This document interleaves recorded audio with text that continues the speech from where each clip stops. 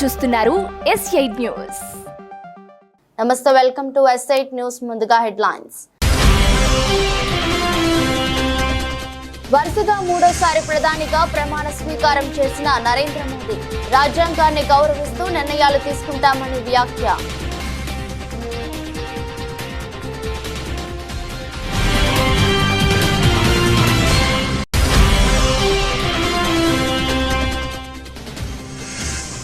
CM Revanth Reddy సమక్షంలో కాంగ్రెస్ లో చేరిన మరో బీఆర్ఎస్ ఎమ్మెల్యే హస్తం గూటికి జగిత్యాల ఎమ్మెల్యే సంజయ్ కుమార్.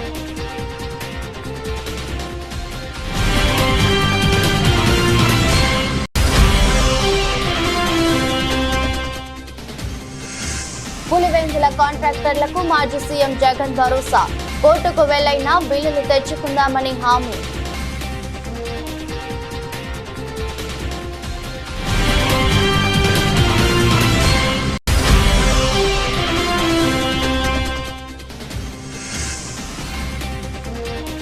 ఏపీ సచివాలయంలో బాధ్యతలు స్వీకరించిన మంత్రి లోకేష్, విద్యాశాఖ మంత్రిగా మెగా డిఎస్సి ఫైలుపై సంతకం.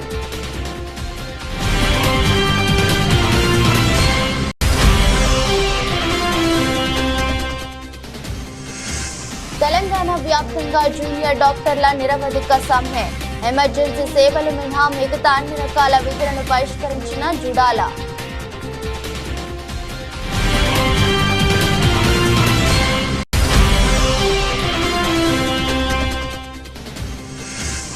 భారత్ ఆసీస్ మధ్య నేడు కీలక పోరు, నేటి మ్యాచ్ రద్దయితే నేరుగా సెమీస్ కు భారత్.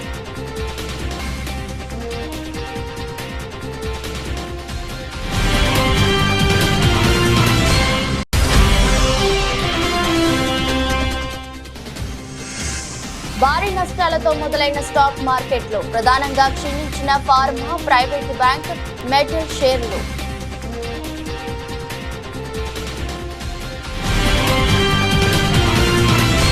పద్దెనిమిదవ లోక్సభ తొలి సమావేశాలు మరి కాసేపట్లో ప్రారంభం కాబోతున్నాయి. ఈ సందర్భంగా కొత్తగా ఎన్నికైన సభ్యులంతా ఇప్పటికీ పార్లమెంట్ భవనానికి చేరుకున్నారు. ఇక వరుసగా మూడోసారి ప్రధానిగా బాధ్యతలు తీసుకున్న నరేంద్ర మోదీ కూడా పార్లమెంట్ వద్దకు చేరుకున్నారు. ఈ సందర్భంగా మోదీ మీడియాతో మాట్లాడుతూ దేశానికి మూడోసారి సేవ చేసే భాగ్యాన్ని కల్పించినందుకు ప్రజలకు ఈ సందర్భంగా ధన్యవాదాలు తెలిపారు. రాజ్యాంగాన్ని గౌరవిస్తూ నిర్ణయాలు తీసుకుంటామని చెప్పారు. కొత్త పార్లమెంట్ భవనంలో 18వ లోక్సభ సమావేశం అవుతుందని చెప్పారు. ఈ సందర్భంగా కొత్తగా ఎన్నికైన సభ్యులకు స్వాగతం పలికారు. 18वीं लोकसभा में हमारे लिए खुशी की बात है कि युवा सांसदों की संख्या अच्छी है और हम जब 18 की बात करते हैं तो भारत की परंपराओं को जो जानते हैं, भारत की सांस्कृतिक विरासत से जो परिचित हैं, उनको पता है कि हमारे यहाँ 18 अंक का बहुत सात्विक मूल्य है. गीता के भी 18 अध्याय है. कर्म, कर्तव्य और करुणा का संदेश हमें वहां से मिलता है. हमारे यहाँ पुराणों और उपपुराणों की संख्या भी 18 है.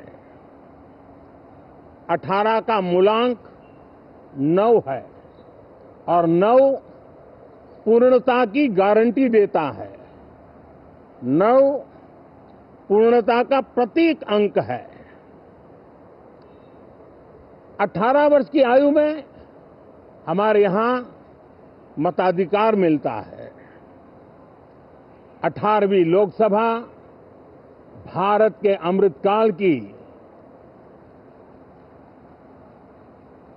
इस लोकसभा का गठन वो भी एक शुभ संकेत है. 18వ లోక్సభ సమావేశాలు ప్రారంభమయ్యాయి. కొత్త పార్లమెంట్ భవనంలో ఈ సమావేశాలు ప్రారంభమయ్యాయి. నూతనంగా ఎన్నికైన సభ్యులతో ప్రోటెం స్పీకర్ ప్రమాణం చేయిస్తున్నారు. ముందుగా వారణాసి నుంచి ఎంపీగా ఎన్నికైన ప్రధానమంత్రి నరేంద్ర మోదీ లోక్సభ సభ్యుడిగా ప్రమాణ స్వీకారం చేశారు. అనంతరం కొత్తగా ఎన్నికైన సభ్యులు ఒక్కొక్కరిగా ప్రమాణం చేస్తున్నారు. మొత్తం తొలి రోజు 280 మంది ఎంపీలు ప్రమాణం చేయనున్నారు. మిగిలిన వారితో మంగళవారం ప్రమాణ స్వీకారం చేయిస్తారు. అనంతరం స్పీకర్ ఎన్నికకు నామినేషన్ కార్యక్రమం ప్రారంభమవుతుంది. 26న స్పీకర్ ఎన్నిక పూర్తవుతుంది. नरेंद्र दामोदर दास मोदी जो लोकसभा का सदस्य निर्वाचित हुआ हूं, ईश्वर की शपथ लेता हूं कि मैं विधि द्वारा स्थापित भारत के संविधान के प्रति सच्ची श्रद्धा और निष्ठा रखूंगा। मैं भारत की प्रभुता और अखंडता अक्षुण्ण रखूंगा तथा जिस पद को मैं ग्रहण करने वाला हूं उसके कर्तव्यों का श्रद्धापूर्वक निर्वहन करूंगा।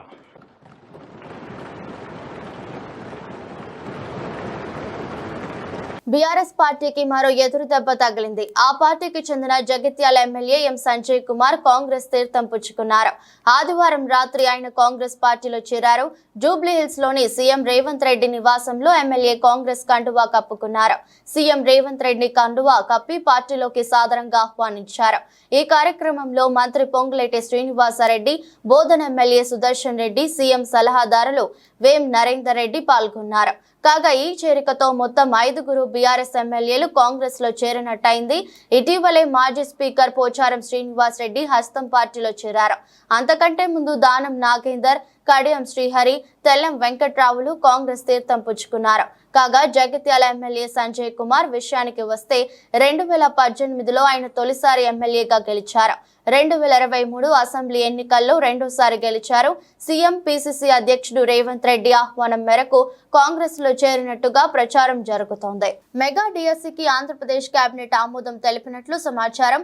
సోమవారం ఉదయం సీఎం చంద్రబాబు నేతృత్వంలో కేబినెట్ భేటీ ప్రారంభమైంది. ఈ సమావేశంలో ఎన్నికల సందర్భంగా ప్రజలకు ఇచ్చిన హామీల అమలుపై మంత్రులు చర్చిస్తున్నారు. ఈ క్రమంలోనే మెగా డిఎస్సి నిర్వహణకు సంబంధించిన షెడ్యూల్ ను అధికారులు కేబినెట్ ముందుంచారు. దీనిపై సమగ్రంగా చర్చించిన కేబినెట్ మెగా డిఎస్సికి ఆమోదం తెలిపింది. ప్రతిపాదిత షెడ్యూల్ ప్రకారం జూలై 1 నుంచి ప్రారంభమయ్యే ప్రక్రియ డిసెంబర్ 10 నాటికి ముగియనుంది. మెగా డిఎస్సి కింద 16,347 పోస్టులను భర్తీ చేయనున్నట్లు అధికారులు తెలిపారు. దీంతో పాటు గత ప్రభుత్వం తీసుకొచ్చిన ల్యాండ్ టైటిలింగ్ చట్టం రద్దు, ఎన్నికల సందర్భంగా పింఛన్ పెంపు హామీ, అన్న క్యాంటీన్ల పునరుద్ధరణ తదితర హామీల అమలుకు మంత్రివర్గం ఆమోదం తెలిపినట్లు సమాచారం. కొత్తగా టెట్ నిర్వహణ, టెట్ లేకుండా డిఎస్సి నిర్వహణ ప్రతిపాదనలపైన మంత్రులు చర్చించారు. ప్రస్తుతం 3,000గా ఉన్న పెన్షన్ను 4,000కు పెంచేందుకు కేబినెట్ ఓకే చెప్పింది. పెంచిన పెన్షన్ను జూలై 1 నుంచి లబ్ధిదారులకు ఇంటి వద్ద అందజేయాలని మంత్రులు నిర్ణయించారు. ఏప్రిల్ నెల నుంచే పెన్షన్ పెంపు అమలు చేయాలని, ఆ మొత్తాన్ని ఈ నెల పెన్షన్తో కలిపి ఇవ్వాలని మంత్రివర్గం నిర్ణయించింది. దీంతో ఈ నెలలో పెన్షన్దారులు 7,000 చొప్పున అందుకోనున్నారు. పులివెందుల ఏరియా డెవలప్మెంట్ ఏజెన్సీ కింద అభివృద్ధి పనులు చేసిన కాంట్రాక్టర్లు అధైర్యపడవద్దని మాజీ సీఎం జగన్ భరోసా ఇచ్చారు. కోర్టుకు వెళ్లైనా బిల్లులు తెచ్చుకుందామని అన్నారు. వైఎస్ఆర్ జిల్లా పులివెందుల పర్యటనలో ఉన్న ఆయనను Pulivendula municipal chairman Varaprasad, vice chairman Manohar Reddy, ఇతర కౌన్సిలర్లు కలిసి బిల్లుల అంశాన్ని ప్రస్తావించారు. నీరు చెట్టు కింద పనిచేసిన టీడీపీ నాయకులకు 250 కోట్ల మేర బిల్లులను వైసీపీ ప్రభుత్వ హయాంలో చెల్లించినట్లు జగన్ గుర్తు చేశారు. వైసీపీ పాలనలో 4.5 ఎలాంటి ఇబ్బందులు లేకుండా బిల్లులు చెల్లించామని ఆయన తెలిపారు. కాంట్రాక్టర్లు కాస్త ఓపిక పట్టాలని సూచించారు. వైసీపీ హయాంలో చేసిన పనులకు బిల్లులు చెల్లించకపోతే కోర్టుకెళ్లైనా బిల్లులు తెచ్చుకుందామని అన్నారు. మరోవైపు జగన్ ను కలిసేందుకు క్యాంపు కార్యాలయానికి తరలివచ్చిన కార్యకర్తలు, అభిమానుల మధ్య తోపులాట జరగడంతో పోలీసులు రంగంలోకి దిగి లాఠీ చార్జ్ చేయాల్సి వచ్చింది. ఈ క్రమంలో కార్యాలయ అద్దాలు పగిలి ఓ కార్యకర్తకు గాయాలయ్యాయి. క్యాంపు కార్యాలయానికి పోలీసులు పటిష్ట బందోబస్తు ఏర్పాటు చేశారు. పులివెందుల, కడప డీఎస్పీలు వినోద్ కుమార్, రవికుమార్, రమాకాంత్ ఆధ్వర్యంలో 9 మంది సిఐలు, 7 ఎస్ఐలు, 130 మంది పోలీసులు బందోబస్తులో పాల్గొన్నారు. ఆంధ్రప్రదేశ్ ఐటీ శాఖ మంత్రి నారా లోకేష్ సోమవారం బాధ్యతలు స్వీకరించారు. ఉదయం సచివాలయానికి చేరుకున్న మంత్రి లోకేష్ కు వేద మంత్రోచ్చరణలతో పండితులు స్వాగతం పలికారు. అనంతరం 4వ బ్లాక్ లోని తన ఛాంబర్ లో లోకేష్ ప్రత్యేక పూజలు చేసి ఐటీ, విద్య, ఆర్టీజీ శాఖల బాధ్యతలు చేపట్టారు. పలు దస్త్రాలను ఆయన పరిశీలించారు. ఆంధ్రప్రదేశ్ ఐటీ, విద్య, ఆర్టీజీ శాఖల మంత్రిగా బాధ్యతలు స్వీకరించిన నారా లోకేష్ తొలి సంతకం మెగా డిఎస్సి ఫైల్ పై చేశారు.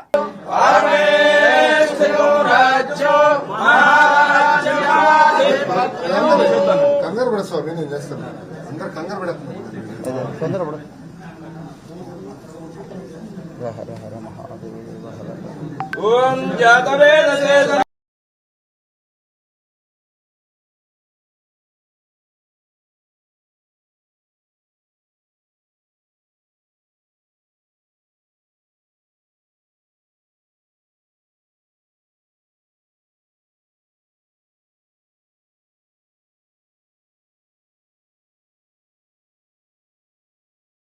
పద్దెనిమిదవ లోక్సభ తొలి సమావేశాలు కొనసాగుతున్నాయి. సభ్యులతో ప్రొటెం స్పీకర్ భర్తృహరి మహతా ప్రమాణ స్వీకారం చేయిస్తున్నారు. తొలుత ప్రధాని మోదీ వారణాసి ఎంపీగా ప్రమాణం చేశారు. అనంతరం కేంద్ర మంత్రులు, ఇతర సభ్యులు ప్రమాణం చేస్తున్నారు. ఈ క్రమంలో కేంద్ర మంత్రులు కిషన్ రెడ్డి, రామ్మోహన్ నాయుడు తెలుగులో ప్రమాణ స్వీకారం చేశారు. తొలి రోజు 280 మంది ఎంపీలు ప్రమాణం చేయనున్నారు. మిగిలిన వారు మంగళవారం ప్రమాణ స్వీకారం చేస్తారు. అనంతరం స్పీకర్ ఎన్నికకు నామినేషన్ కార్యక్రమం మొదలవుతుంది. ఈ నెల 26న స్పీకర్ ఎన్నిక పూర్తవుతుంది. 27న రాజ్యసభ సమావేశాలు కూడా ప్రారంభమవుతాయి. అదే రోజు ఉభయ సభలను ఉద్దేశించి రాష్ట్రపతి ద్రౌపది ముర్ము ప్రసంగించనున్నారు.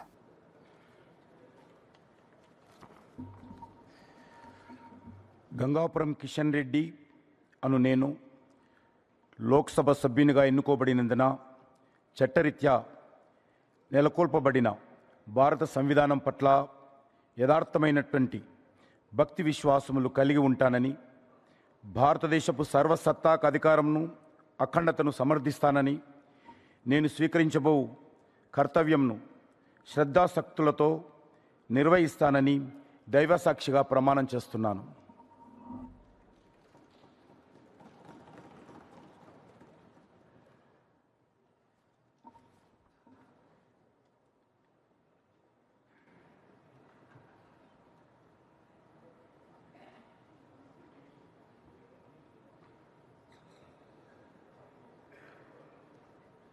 హనుమకొండ జిల్లా బీదదేవరపల్లి మండలం గాంధీనగర్ గ్రామంలో మంత్రి పొన్నం ప్రభాకర్ పాల్గొన్న డాక్టర్ బిఆర్ అంబేద్కర్ విగ్రహావిష్కరణ కార్యక్రమం రసాబసగా మారింది.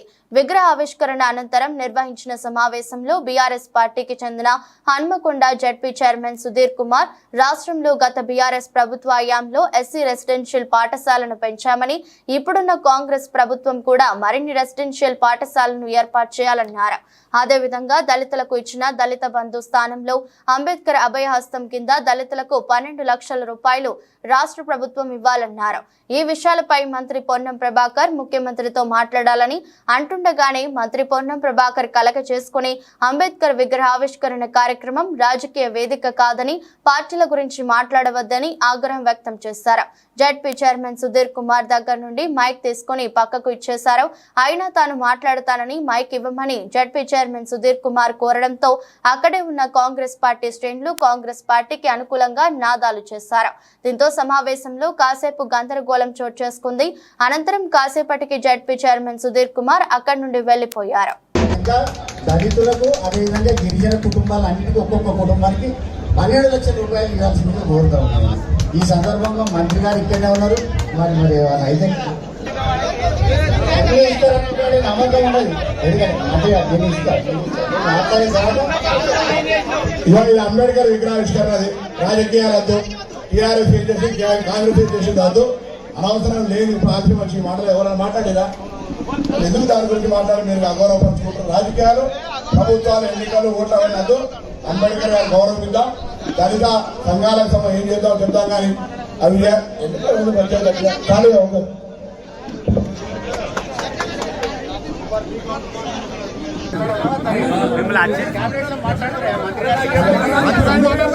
మంత్రి గారు క్యాంప్ ఆఫీస్కి పోయి చెప్పండి మీరు. మంత్రి గారితో అవుతుంటే క్యాంప్ ఆఫీస్కి పోయి చెప్పండి. సైన్స్ ముసుగులో ఖరీదైన కార్పొరేట్ మోసాలు జరుగుతున్నా ప్రభుత్వాలు చోద్యం చూడటం అన్యాయమని రాష్ట్ర ప్రజా కాంగ్రెస్ ఆర్పీసీ ప్రధాన కార్యాలయంలో జరిగిన పార్టీ వారాంతపు సమావేశంలో ఆర్పీసీ వ్యవస్థాపక అధ్యక్షులు మేడా శ్రీనివాస్ ఎద్దేవా చేశారు.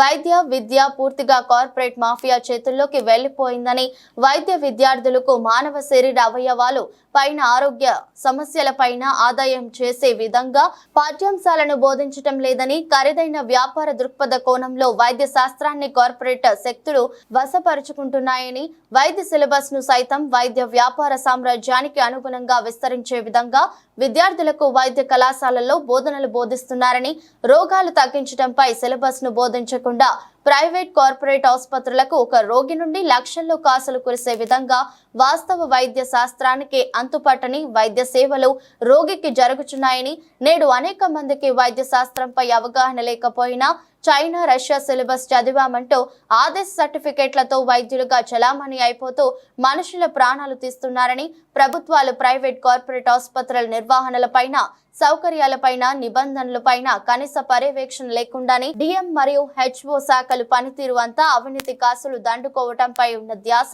ప్రజల ఆరోగ్య భద్రతా సౌకర్యాలపై లేకపోతుందని ఆయన తీవ్రంగా విమర్శించారు. కానీ సగటు మనిషి ఈరోజు బ్రతకడం అంటే ఎంత కష్టంగా ఉందో, ప్రభుత్వాలు పథకాలు ఇచ్చాం, అవి ఇచ్చాం, ప్రజలకి చాలా మేలు చేస్తున్నాం అని రాజకీయ ప్రచారాన్ని చేసుకోవడం తప్ప ఈరోజు ప్రతి మనిషి ఏదో ఒక ట్యాబ్లెట్ వేసుకోకుండా బ్రతికేటటువంటి పరిస్థితి లేదు. జీవితం అనారోగ్యాలతోనే గడుస్తుంది. ఎందుకంటే ఈ మార్కెట్లో లభ్యమయ్యేటటువంటి ప్రతి వస్తువు కూడా పూర్తిగా పొల్యూట్ అయిపోయింది. త్రాగే నీరు దగ్గర నుంచి గాలి, ఇండస్ట్రియల్ పొల్యూషన్ కావచ్చు, రివర్ వాటర్ పొల్యూషన్ కావచ్చు, అలాగే మాల్స్లో దొరికేటటువంటి ప్రతి వస్తువు ఈరోజు పొల్యూట్ అయిపోయింది. వీటి మూలంగా ప్రజల ఆరోగ్యాలు క్షీణిస్తున్నాయి. మీరు ఈరోజు చెప్పేటటువంటి కబుర్లన్నీ కూడా మనిషి బ్రతకడానికి పనికి రావడం లేదు. ఈరోజు టెస్ట్ చేయించుకోవడానికి బ్లడ్ టెస్ట్, యూరిన్ టెస్ట్లో, లివర్ టెస్ట్లో, అలాగే ట్రైగ్లాసిస్, HbA1c ఏ టెస్ట్ చేసుకున్నా ఈ ఏరియాలో ఒక టెస్ట్ చేయించుకుంటే మరలా ఇంకో ల్యాబ్కి వెళ్తే ఆ రేటు వేరేగా ఉంటుంది, ఇంకో దగ్గర ఇంకో రేటు ఉంటుంది. మేము గవర్నమెంట్ని రాష్ట్రీయ ప్రజా కాంగ్రెస్ పార్టీ నుంచి ఒకటే డిమాండ్ చేస్తున్నాం, ఈ ల్యాబొరేటరీ టెస్టులు అన్నీ కూడా ఒక సీలింగ్ పెట్టండి, ఒక నియంత్రణ పెట్టండి. ప్రతిదానికి ఈ రేటు కన్నా ఎక్కువ ఉండకూడదు అని ప్రభుత్వం ఒక సర్క్యులర్ జారీ చేయండి. ఇప్పుడు వ్యాపారస్తులందరూ కూడా రాజకీయ వ్యాపార రంగంలో గెలిచి అసెంబ్లీకి వెళ్ళారు, కోట్ల రూపాయలు ఖర్చు పెట్టుకున్నారు, అలాగే వందల కోట్ల రూపాయలు సంపాదించుకుంటారు. ప్రజలకు సేవలు ఎందుకు చేస్తారు అనేది మనం ఒకసారి ఆలోచించుకోవాలి. రాష్ట్రీయ ప్రజా కాంగ్రెస్ పార్టీ సుదీర్ఘ లక్ష్యం ఈ సమాజానికి, అలాగే ప్రజలకి, బాధిత ప్రజలకి ఒక బాధ్యత కలిగినటువంటి ఒక సెక్యులర్గా మనిషి జీవితాన్ని ముందుకు నడిపించాలనే ప్రధాన దృక్పథంతో రాష్ట్రీయ ప్రజా కాంగ్రెస్ పార్టీ పనిచేస్తుంది. అలాగే ప్రభుత్వానికి రాష్ట్రీయ ప్రజా కాంగ్రెస్ పార్టీ నుంచి రిటర్న్గా ఒక లెటర్ కూడా పెట్టడం జరిగింది. ఈ ల్యాబొరేటరీ టెస్టులు, అలాగే ప్రభుత్వ ఆసుపత్రుల్లో కొన్ని వైద్యాలకు సంబంధించి ఒక రేటుని నిర్ణయించి దానికి తగినటువంటి ఒక సర్క్యులర్ని అమలు చేయమని రాష్ట్రీయ ప్రజా కాంగ్రెస్ పార్టీ నుంచి ప్రభుత్వాన్ని కోరుతాం. తెలంగాణ రెవెన్యూ, గృహ నిర్మాణ, సమాచార శాఖ మంత్రి పొంగులేటి శ్రీనివాసారెడ్డి మరోసారి మానవత్వాన్ని నిరూపించుకున్నారు. ఆదివారం సాయంత్రం ఖమ్మం జిల్లా కూసుమంచి నుంచి హైదరాబాద్ కు వెళ్తుండగా సూర్యాపేట జిల్లా చివ్వెంల మండల కేంద్రంలో కారు ప్రమాదం జరిగింది. ఈ ఘటనలో ద్విచక్ర వాహనంపై ప్రయాణిస్తున్న వాహనదారుడికి తీవ్ర గాయాలయ్యాయి. ఘటనను గమనించిన మంత్రి పొంగులేటి తన కాన్వాయ్ను ఆపి తన కాన్వాయ్లోని ఒక వాహనంలో బాధితుడిని స్థానిక ఆసుపత్రికి తరలించారు. ఈ సందర్భంగా మంత్రి పొంగులేటికి స్థానిక ప్రజలు, బాధిత కుటుంబ సభ్యులు కృతజ్ఞతలు తెలిపారు.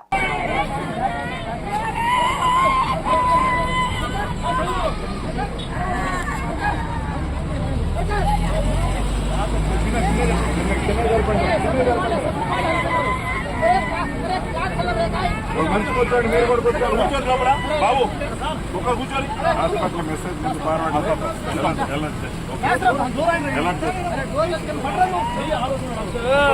పెట్టుకోమ్మా. అరే అటు కూర్చోండా. రైట్ రైట్ తప్పండి రేగా తప్పకుండా చెప్పండి. ఎవరా బండి వేడి పని నువ్వు వెళ్ళిపో నీ పని వెళ్ళిపో.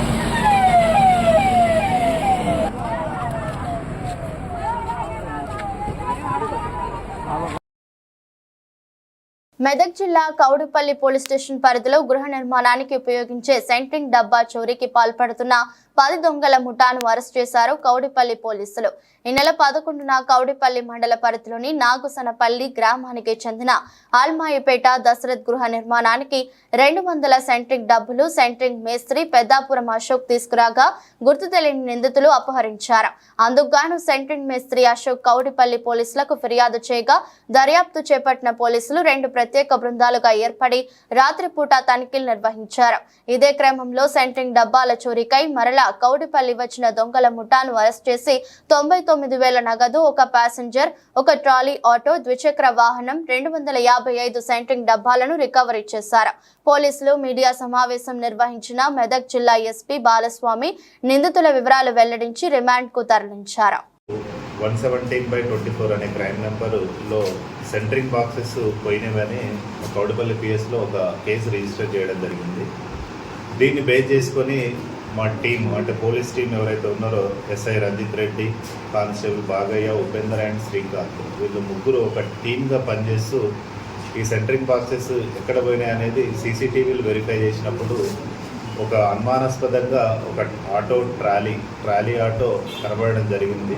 దాన్ని ట్రేస్ అవుట్ చేసుకుంటూ డిటెక్ట్ చేసినప్పుడు ఇది పల్పనూరు గ్రామం వద్ద హత్నూర పోలీస్ స్టేషన్ లిమిట్స్లో ఒక గ్రామంలో అక్కడ డంప్ చేసి వెళ్ళిపోయినట్టుగా తెలిసింది. సో దాని తర్వాత క్లూస్ని బట్టి ఆటో ట్రాలీని నంబర్ని ట్రేస్ చేసి వాళ్ళ ఓనరు తర్వాత ఎవరైతే ఈ అఫెన్స్లకు పాల్పడ్డారో ఆ అఫెన్సెస్ను సంబంధించిన పర్సన్స్ని కూడా మొత్తము 10 మెంబర్స్ని అరెస్ట్ చేయడం జరిగింది. ఈ 10 మెంబర్స్ని ఇంట్రాగేషన్ చేసినప్పుడు వీళ్ళు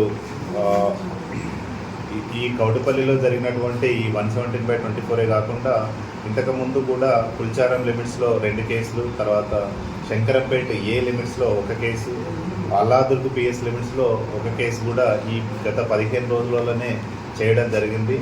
ఆ టోటల్ వాల్యూ ఒక ట్రాలీ ఆటో, ఒక ప్యాసింజర్ ఆటో, ఒక బైక్, తర్వాత 255 సెంట్రింగ్ బాక్సెస్ వర్త్ అరౌండ్ 2,50,000, తర్వాత 99,000 క్యాష్ను కూడా రికవరీ చేయడం జరిగింది. తెలంగాణ వ్యాప్తంగా జూనియర్ డాక్టర్లు నిరవధిక సమ్మెకు దిగారు.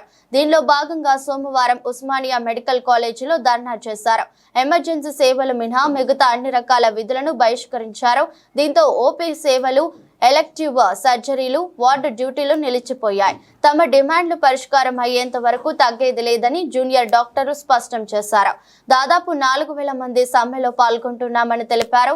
స్టైఫండ్ చెల్లింపులతో పాటు 8 డిమాండ్లు పరిష్కరించాలని వారు కోరుతున్నారు. గత 4 రోజులుగా నిరసన తెలుపుతున్నప్పటికీ వైద్య శాఖ మంత్రి కానీ ప్రభుత్వం కానీ పట్టించుకోలేదని జూడాలు వాపోయారు. ఈ నేపథ్యంలోనే నిరవధిక సమ్మెకు దిగినట్లు తెలిపారు. ప్రైవేట్లో ఇవ్వాలి ఒక సూపర్ స్పెషాలిటీ కార్డియాలజిస్ట్ కానీ న్యూరాలజిస్ట్ కానీ న్యూరోసర్జన్ కానీ బయటికి వెళ్ళి ఎర్న్ చేస్తే we can earn zero the figures. అట్లాంటిది we are bound to government, we are bound to the పీపుల్కి సర్వ్ చేద్దామని చెప్పి గవర్నమెంట్ సర్వీస్లోకి వచ్చి బాడీ తీసుకొని సర్వీస్ చేద్దాం అనుకుంటాం. కనీసం ఏంటంటే ఐ రిక్వెస్ట్ మైత్ర సాగించిన ప్లీజ్ టేక్ ద లీడ్. 20 వాళ్ళు అందరూ కొంచెం ముందుకు రావాలి, ముందు వచ్చి ఉండాలి. 20 వాళ్ళు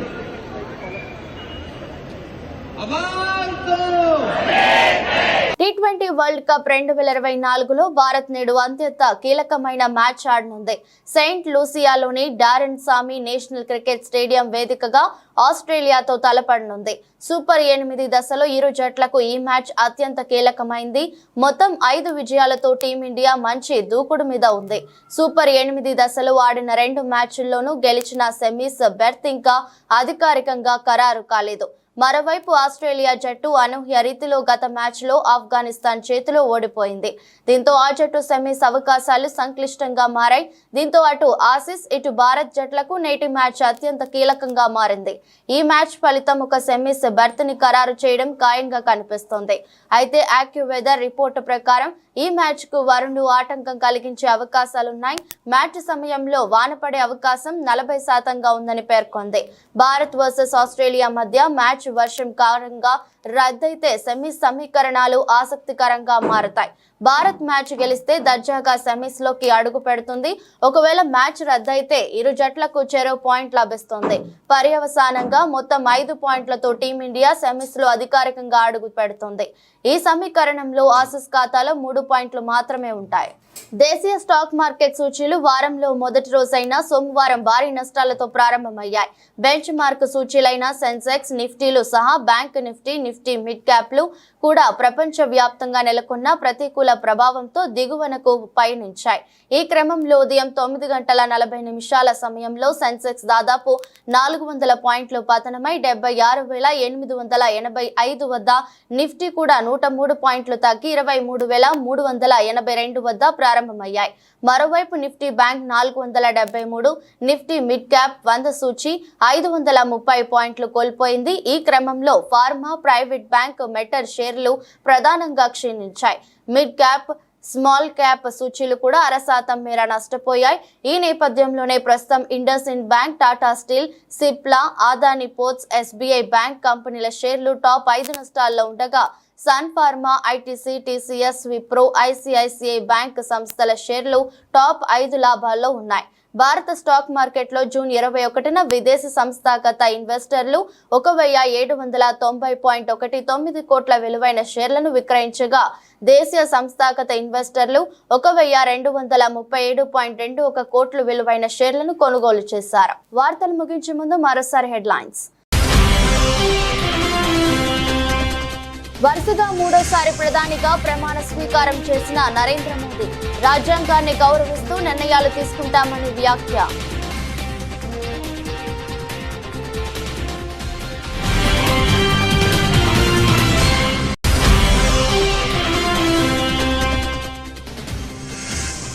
సీఎం రేవంత్ రెడ్డి సమక్షంలో కాంగ్రెస్ లో చేరిన మరో బీఆర్ఎస్ ఎమ్మెల్యే, హస్తం గూటికి జగిత్యాల ఎమ్మెల్యే సంజయ్ కుమార్.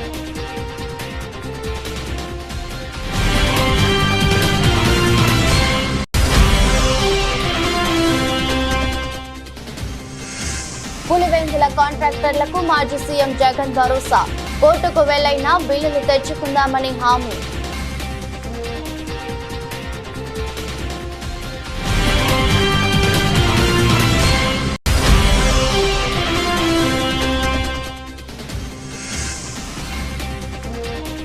ఏపీ సచివాలయంలో బాధ్యతలు స్వీకరించిన మంత్రి లోకేష్, విద్యాశాఖ మంత్రిగా మెగా డిఎస్సి ఫైలుపై సంతకం.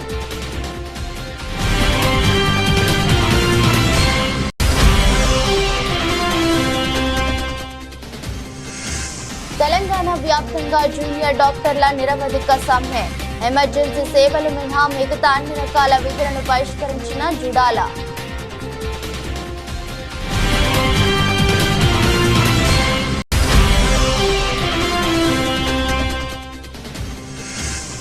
భారత్ ఆసీస్ మధ్య నేడు కీలక పోరు, నేటి మ్యాచ్ రద్దయితే నేరుగా సెమీస్ కు భారత్.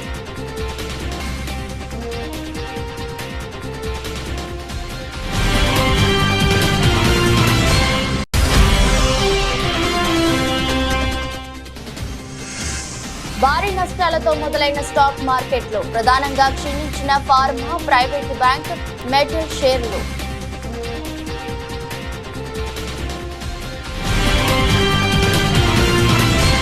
ఇది రోజు బులెటిన్. మరో బులెటిన్లో మళ్ళీ కలుద్దాం. అంతవరకు సెలవు. నమస్కారం.